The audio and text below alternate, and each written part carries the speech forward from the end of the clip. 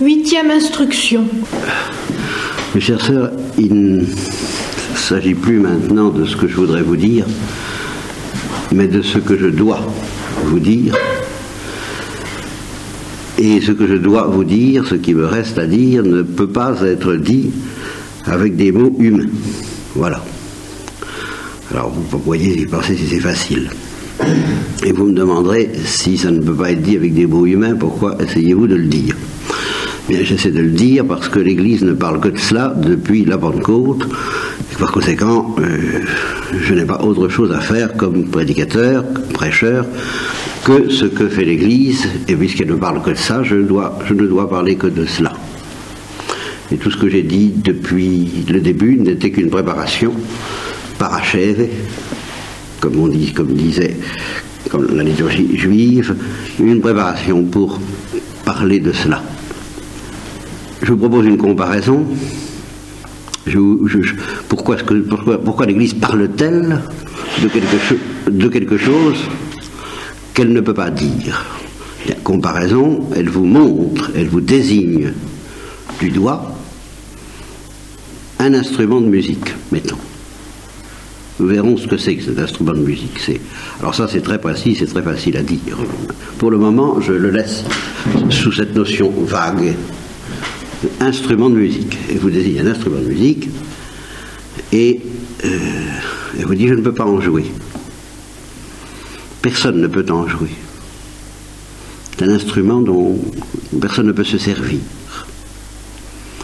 C'est cet instrument de musique lui-même qui joue, ou si vous voulez, c'est le Saint-Esprit qui joue de cet instrument de musique, ce qui revient au même. Mais n'empêche que ce n'est pas le Saint-Esprit, l'instrument de musique, c'est autre chose, c'est quelque chose de bien créé, quelque chose de créé, cet instrument de musique. Mais seul le Saint-Esprit sait en jouer. Voilà. Ceci dit, il en joue tout le temps. Simplement, il y a des gens qui ont des oreilles, puis il y en a qui n'en ont pas. C'est tout. Alors tout ce que je peux faire, moi, Église, c'est de vous expliquer comment faire pour vous faire pousser les oreilles. Évidemment. Afin d'entendre ce que l'Esprit dit aux Églises.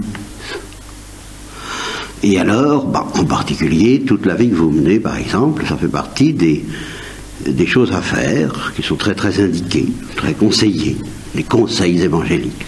C'est très conseillé pour que les oreilles vous poussent. Mais il est évident que si vous faisiez ça dans un autre but, ce serait la pire et la plus mauvaise des folies. Malheur à une folie d'amour qui ne reposerait pas sur la sagesse, et malheur à une sagesse qui n'aurait pas pour seul but la folie de l'amour que chante cet instrument de musique et que moi je ne peux pas vous chanter, ni l'Église non plus. Alors, nous allons voir comment, justement, dans toutes les paroles du Christ, il y a quelque chose qu'il n'a pas pu dire avec des mots. Et c'était le principal. C'était justement, lui aussi, il a fait j'allais dire son petit prédicateur, n'est-ce pas? Il a fait le prédicateur, il a prêché, et puis à la fin, il a bien dit à ses disciples, il me reste encore beaucoup à vous dire, mais beaucoup en profondeur, pas en quantité, aussi en quantité, mais surtout en profondeur. Il me reste à vous dire le principal, je ne vous l'ai pas encore dit, mais vous ne pourriez pas le porter pour le moment. Alors, et puis de toute façon, alors le Christ aurait pu ajouter, d'ailleurs je ne peux pas le dire avec des mots, je vais vous le dire autrement. Et il l'a dit. Et puis, vous allez y revenir, n'est-ce pas? Et puis, il est ressuscité, il a prononcé encore d'autres paroles, beaucoup moins importantes et beaucoup moins profondes, quoique divines, venant de sa bouche. Après avoir ainsi jeté son message ultime, et puis il a quitté ses apôtres afin de leur donner des oreilles. Et puis aussi une voix pendant qu'on y est, n'est-ce pas, en prime. Mais c'est secondaire. Alors le jour de la Pentecôte, ces langues de feu ont complètement changé le regard que les apôtres avaient sur les événements qu'ils venaient de traverser et de subir. Ce qui s'est passé, eh bien, c'est qu'ils ont été possédés, je ne dirais pas encore par l'amour, ni par la sainteté. Je ne prétends pas qu'ils étaient déjà des saints à la Pentecôte. Je n'en sais rien. Ils ont pu avoir à subir encore de grandes purifications pour en arriver jusque-là. Je n'en sais rien. Mais ils ont été possédés par la foi. Et jusqu'à présent, ils n'étaient pas possédés par la foi. Ils avaient la foi, vaille que vaille.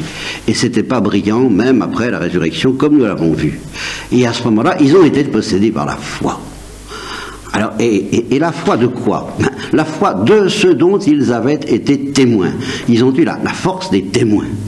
Donc, le Père de Haut disait à propos de Maximin, je crois, et Mélanie, je crois que c'est Maximin, le berger de la Salette, qui n'a pas eu une vie très édifiante après, que comme témoin, il n'a jamais flanché. Oui, ça. Là, il y avait une force. Vous serez revêtus de la force d'en haut et vous serez mes témoins. Vous témoignerez de quoi? Que je suis ressuscité. Jusqu'à présent, jusqu'à la Pentecôte, ils n'avaient pas reçu cette force d'en haut. Ils n'étaient pas revêtus de cette force d'en haut qui leur a permis de proclamer, c'est ça la proclamation, que le Christ était ressuscité. Et c'est cette force avec laquelle ils ont pu désormais, et ils ont irrésistiblement proclamé que Jésus était ressuscité, force qui s'est emparée de Saul à son tour, lequel n'avait pas connu Jésus vivant, lequel persécuta l'Église au début, mais qui a eu affaire au Christ ressuscité, exclusivement, et d'ailleurs à peu près en permanence. Parce que de temps en temps, quand d'aventure, ce qu'il disait ne venait pas directement du Christ, il prévenait. Il disait, j'ai pas reçu d'enseignement spécial, mais je vous donne un conseil, en tant que j'ai tout de même une certaine expérience, sur certaines lumières. Là, je parle de moi-même. Vous voyez, il le dit à propos de la virginité, il dit ça.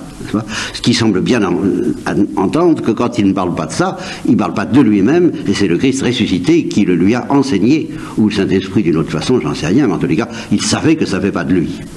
Bon, alors vous voyez, cette force, pour témoigner de la résurrection, a tout changé, parce que ça a changé aussi le regard que les disciples, et par conséquent l'Église, portaient sur l'événement du Vendredi Saint, sur la croix.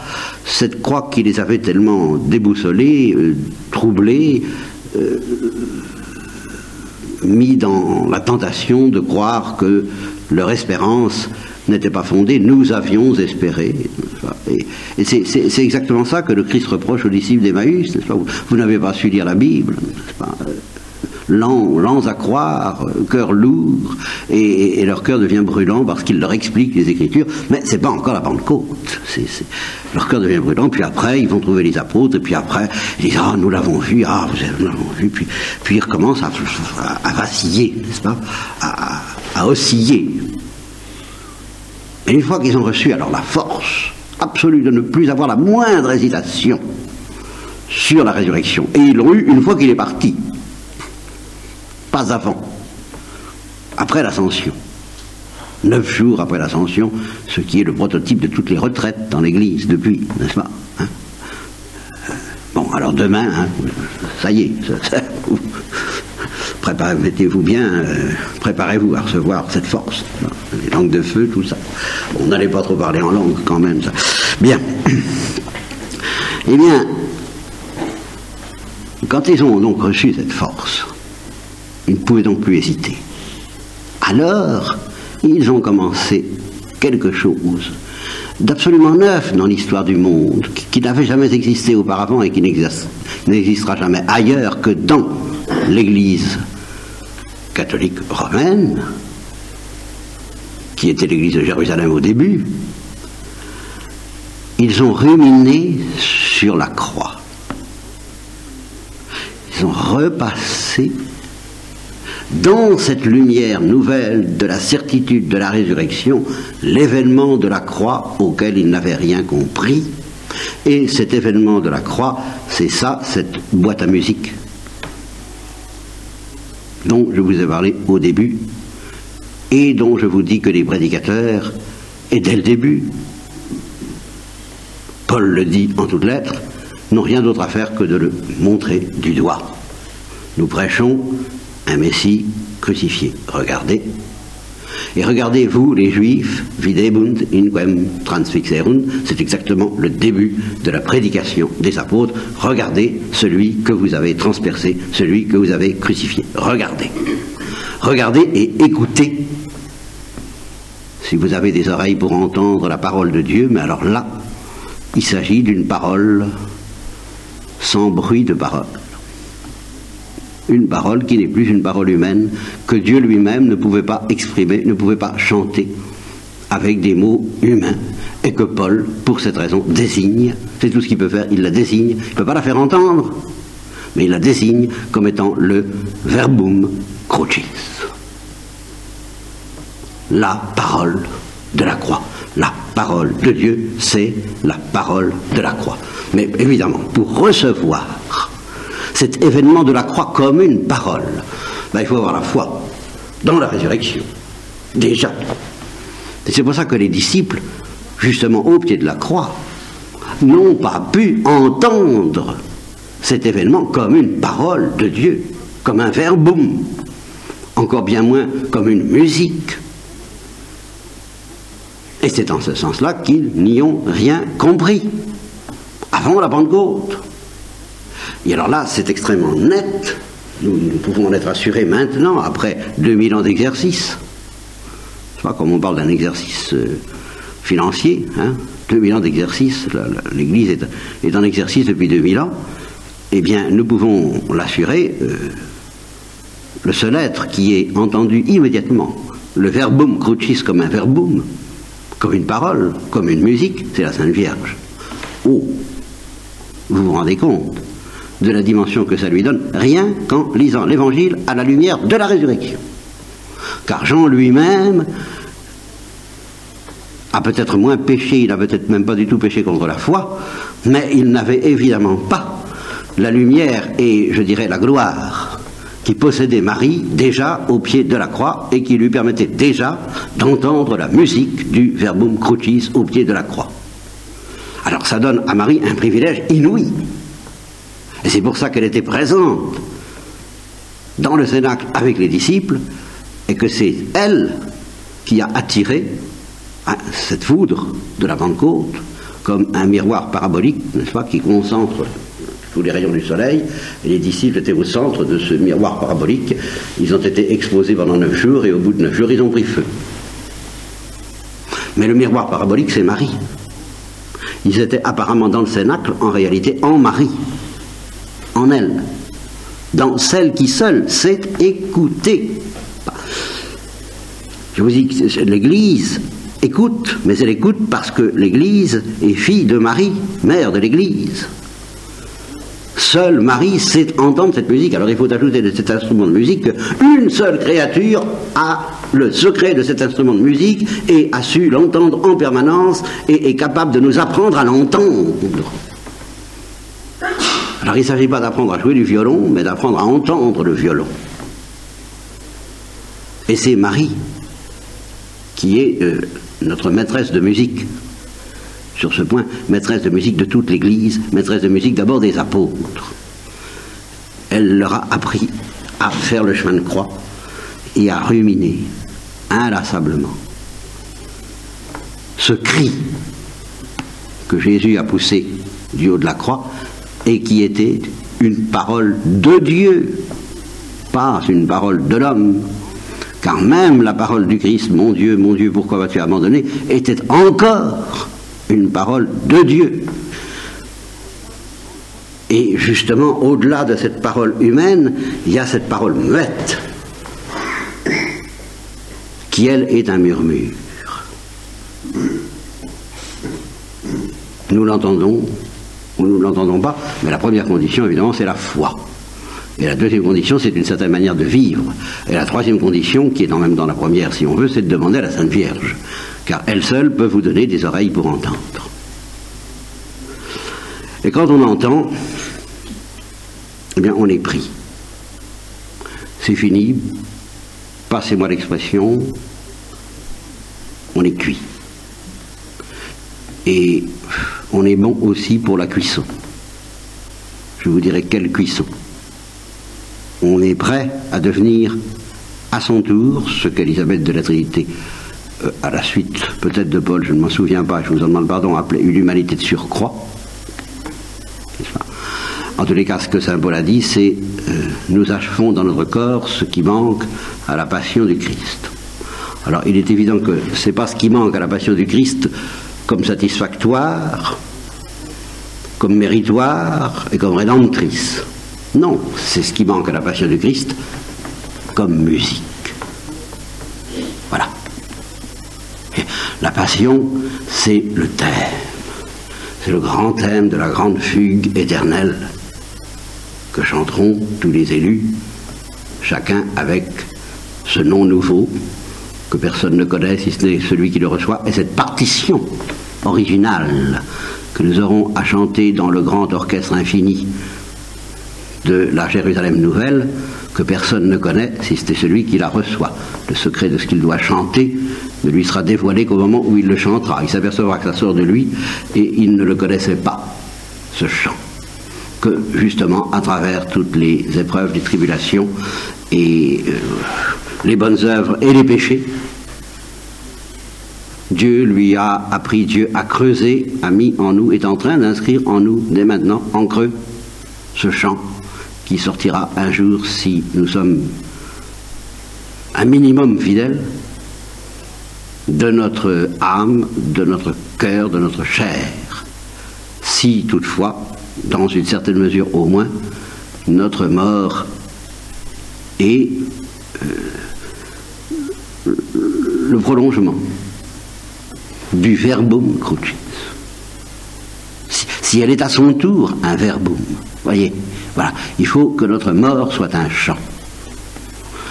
Et ce chant, pour pouvoir mourir en chantant, comme le père Kolbe dans le camp d'Auschwitz, mais en chantant d'une manière qui est peut-être très géologique, n'est-ce pas, et ça peut être en criant de douleur ou en criant même de désespoir apparemment. Thérèse aurait pu mourir, si elle était morte un credo plus vite, on n'aurait pas su qu'elle chantait, n'est-ce pas? Mais pour mourir en chantant, il faut d'abord entendre le chant. C'est pour ça que le psaume dit « Levez-vous après que vous vous serez assis, vous qui mangez le pain de la douleur ». C'est-à-dire commencez d'abord par recevoir la béatitude d'entendre avant de vous mettre à chanter. Car nous sommes beaucoup dans... sommes tous, et c'était le cas de Pierre justement avant sa trahison. Là il a commencé à se calmer après sa trahison. Mais des gens qui veulent chanter la mélodie avant de l'avoir entendue. C'est exactement ça. Notre recherche de la perfection, c'est ça. Nous avons un programme, nous avons conçu, entrevu quelque chose de la perfection, et on y va. Ou on n'y va pas, mais en tous les cas, de toute façon, on n'a pas entendu la mélodie. Alors, qu'est-ce que vous voulez reproduire une mélodie que vous n'avez pas entendue? Et vous substituez votre mélodie à celle qui sera la vôtre, mais qui n'est pas la vôtre. Ma mélodie n'est pas ma doctrine n'est pas ma doctrine, votre mélodie ne sera pas votre mélodie, elle vous sera donnée à votre insu, parce que vous aurez écouté la mélodie de la mort du Christ en croix. Le chant que Dieu, à travers le Christ en croix, désire faire entendre à nos âmes. Et alors qu'est-ce que c'est que ce chant? Évidemment c'est un chant d'amour. Alors là on commence à dire des mots, mais les mots ça remplace pas la prière. Et ça remplace pas justement ça. Je peux pas, moi, remplacer l'usage que vous allez faire de la boîte à musique. Et la boîte à musique c'est le tabernacle. Seulement il faut savoir l'ouvrir pour entendre, et ouvrir votre cœur pour entendre le tabernacle chanter en vous son chant. Je ne peux pas remplacer ça, je peux vous y encourager beaucoup, je vous y encourage vivement, mais je ne peux pas le faire à votre place. Et l'Église ne peut pas faire à votre place, et la Sainte Vierge elle-même ne peut pas faire à votre place. Elle peut le faire en vous, mais avec votre participation consentante. Et si vous avez un autre programme, vous gênez beaucoup la Sainte Vierge. Enfin, ça c'est... Je ne sais pas si vous n'avez probablement pas, moi non plus d'ailleurs, essayé de ramener sur le rivage quelqu'un qui se noie. Il faut commencer par lui donner un bon coup sur la nuque pour qu'il se tienne tranquille. Sinon, il vous emmène avec lui. Et puis on se noie tous les deux, hein, parce qu'ils s'agitent. Bien. Eh bien, la Sainte Vierge, elle est obligée de faire comme ça. On s'agite, on s'agite. Bon, alors, un bon coup sur la nuque. Voilà. Alors, on se tient un peu tranquille. Et elle peut nous ramener sur le rivage et nous réveiller au son de cette musique qui ne ressemble à rien. Bon, cependant, je dirais des choses à son sujet. C'est une musique d'amour, c'est une musique de douleur, et c'est une musique de béatitude. Les trois sont là, et c'est une musique divine dans les trois cas. Il faut traverser, il ne faut pas s'arrêter à l'humanité de Jésus. L'humanité n'est là que comme un sacrement, c'est la boîte, c'est l'enveloppe, c'est pas la lettre. C'est exactement ce que disent, je ne sais plus quel père de l'Église à propos des païens en face de la croix, videm crucem non videm unctionem. Voilà. Ils voient la croix, mais ils ne voient pas l'onction. Ils voient la boîte, ils ne voient pas la musique, et ils n'entendent pas. Et si vous en restez à l'humanité de Jésus, vous n'entendrez pas la musique. Parce que l'humanité de Jésus était elle-même possédée par cette musique, mais la musique était au-delà de l'humanité de Jésus. Quand il a dit à Catherine de Sienne, ce ne sont pas les clous qui m'ont fixé sur la croix, c'est l'amour. Ah, là voilà la musique. Il était possédé par cet amour, mais c'est un amour incréé. C'est l'amour incréé qu'il a fixé sur la croix. C'est pas son amour créé pour le Père. Son amour créé pour le Père n'était que l'écho de l'amour incréé qui le possédait. Donc c'est un chant d'amour, mais l'amour de Dieu pour nous. Et c'est justement là que les disciples ont pu commencer à se demander, mais qu'est-ce que c'est que cet amour de Dieu pour nous? Mais on n'avait quand même pas prévu ça. Si vraiment c'est pas un échec, si c'est pas une catastrophe, si c'est pas une illusion que nous avions cru, nous avions espéré, il paraît que non, nous avons bien fait d'espérer, c'était. Mais alors à quoi il a joué? On en revient toujours à la même chose. Mais qu'est-ce qui lui a pris? S'il a ressuscité, il aurait donc pu éviter ça. Pourquoi ne l'a-t-il pas évité? Et alors, si on pose cette question comme une interrogation et non pas comme un interrogatoire, on entend la réponse sous forme de musique, ce murmure doux et léger que Élie a pressenti au mont Horeb et dont il s'est enveloppé dans son manteau, parce que là, il a tremblé plus fort que tout en entendant ce murmure, bien plus qu'en entendant l'éclair et le tonnerre, comme il y en avait tout à l'heure. Hein. Bon, c'est peu de choses à côté de la musique. Bon, le chant d'amour du bien-aimé à sa vigne, l'Église ne se lasse pas de... Alors elle le prêche, et là où je vous ai dit, je n'ai pas encore compris, je n'ai pas encore entendu, j'entends bien les paroles. Oh oui, j'entends les paroles. Il n'a pas épargné son propre fils, il l'a livré pour nous, la charité consiste en ce qu'il nous a aimé le premier, le lavement des pieds en est une image, et puis l'Eucharistie se donne en nourriture, voici le pain des anges, enfin, méditez tout ce que tu as fait pour vous, enfin c'est fou, alors je le répète, c'est fou, puis j'entends pas. Normalement, du moins, j'entends pas.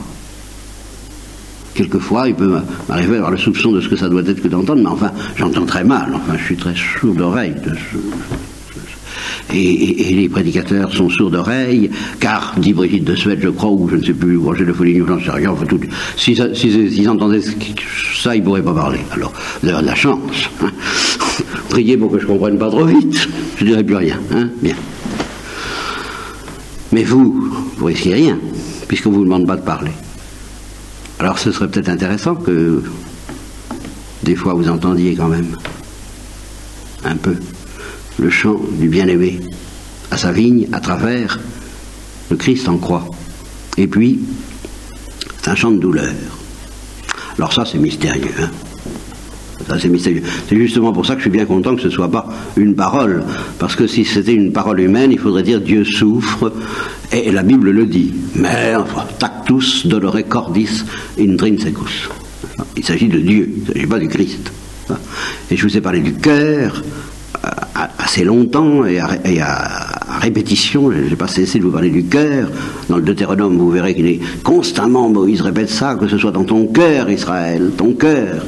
Eh bien, il y a le cœur de Dieu. Eh bien, la Genèse dit, voyant les péchés des hommes, tactus dolore cordis intrinsecus, touché, blessé de douleur au plus intime du cœur. Oui. Et c'est Dieu. C'est justement parce que ça, c'est pas vraiment une douleur, c'est une béatitude, c'est en même temps une béatitude, parce que Dieu est béatitude et qu'il ne peut pas cesser de béatitude, que Dieu a désespéré en quelque sorte de nous expliquer ces choses avec des mots humains. Il a cherché dans tous les dictionnaires, il n'a pas trouvé, il a dit au Saint-Esprit, il faut faire quelque chose. Il a inventé la croix. Pour chanter. Pas pour payer la dette, je vous l'ai assez dit à la suite des théologiens latins, un sourire aurait suffi, la moindre louange du Christ, le moindre regard du Christ vers son Père aurait suffi pour satisfaire surabondamment à tous les péchés du genre humain. Non, mais ça n'aurait pas chanté. Pour chanter l'amour du bien-aimé à sa vigne et la douleur et la blessure. Et là, nous allons méditer sur la blessure. D'abord, je dirais, il est entendu qu'à partir de maintenant, vous me permettez de dire, alors vraiment n'importe quoi, puisqu'on est obligé de balbutier ou de bafouiller.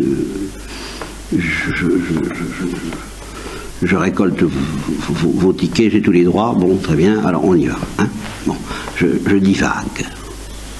Eh bien, je dis, éternellement, et dans la Sainte Trinité, l'amour est blessure.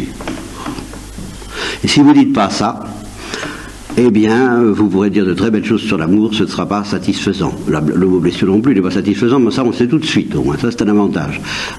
Tandis que les autres peuvent tromper.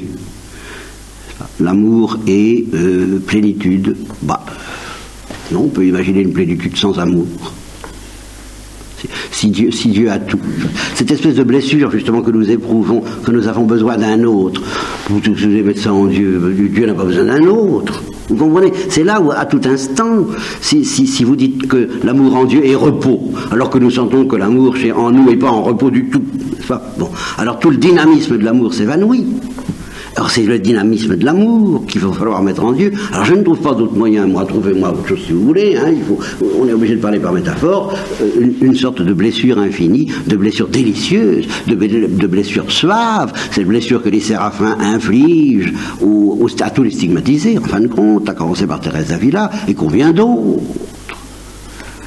Et que la mythologie avait même inventé, elle avait bien senti ça, les païens ont senti ça avec leur dieu Eros, n'est-ce pas, qui frappe d'une flèche. Ben c'est toujours à ça que ça revient, mais c'est une flèche délicieuse. Et c'est tout de même une flèche, c'est une blessure, alors c'est une blessure en Dieu. L'amour est blessure en Dieu. Et cette blessure, alors ça c'est le premier mystère. Alors on va aller de l'escalade des mystères, hein, la surenchère des mystères. Premier mystère, l'amour est blessure. Il y a en Dieu un amour, donc une blessure. Une blessure qui est sa béatitude. N'oublions jamais qui est une béatitude. Une blessure béatifiante, ou béatifiée, comme vous voudrez. Enfin, une blessure parfaitement une blessure béatitude. Deuxième mystère, cette blessure béatitude s'est penchée sur la pauvreté de la créature, contemplée éternellement comme possible par l'intelligence divine, et il a été séduit. Séduit par quoi? Ah, séduit par quoi? Ben ça, je vous le demande un peu. Séduit par quoi? Qu'est-ce que pouvait bien lui offrir qu'il n'avait pas beaucoup mieux chez lui en magasin? De l'amour, ben justement, il en a à revendre, de la lumière, de la sagesse, de la perfection. Il allait combler sa créature de toutes ces choses si elle était fidèle, mais enfin, c'est vraiment pas le stock d'amour, de lumière, de contemplation même qu'elle allait lui apporter, qui allait ajouter quelque chose à la gloire intérieure de la Trinité. Nous n'ajoutons rien à la Trinité. Nous sommes parfaitement inutiles, nous sommes le luxe de Dieu. Nous sommes le jouet de Dieu, la sagesse aime à jouer avec les ombres des hommes. Mais pourquoi? Toujours les vraies questions. Pourquoi? Pour rien. Pour rien. Mais la seule chose que je sais, c'est que le seul point par où cet amour me concerne, vous concerne Marie, et non pas seulement le Père, le Fils et le Saint-Esprit. Parce que c'est très beau de dire la Trinité habite en nous et il s'aime en nous. Oui, mais alors nous sommes une casserole. Il s'aime en nous, mais oui, mais le mystère n'est pas là. Le mystère, c'est que tout en s'aimant en nous, il nous aime. Qu'est-ce qu'on apporte là-dedans? Alors, Alors la réponse est ferme, elle est éternelle. Nous apportons notre pauvreté, notre misère, notre détresse, notre néant. Parce que ça, alors là, Dieu n'a pas en magasin, justement. Il a pas ça. Il l'a contemplé éternellement comme possible, et il a été envoûté. Et l'histoire que je raconte toujours à ce sujet, c'est celle des clochards qui rôdaient autour du couvent du Sauchoir, comme qui rôdent sans doute autour de votre abbaye. Je n'exclus pas, je n'en exclus pas l'éventualité. Eh bien, ils nous racontaient de belles histoires pour nous attendrir. Alors vraiment, c'était extraordinaire. Hein.